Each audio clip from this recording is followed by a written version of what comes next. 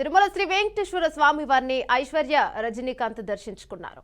ఇక శ్రీవారి సుప్రభాత సేవలో పాల్గొని ఆమె మొక్కులను చెల్లించుకున్నారు. దర్శన అనంతరం రంగనాయకుల మండపంలో వేద పండితులు వేదాశీర్వచనం అందించగా ఆలయ అధికారులు శ్రీవారి తీర్థ ప్రసాదాలను అందజేసి పట్టు వస్త్రంతో సత్కరించారు.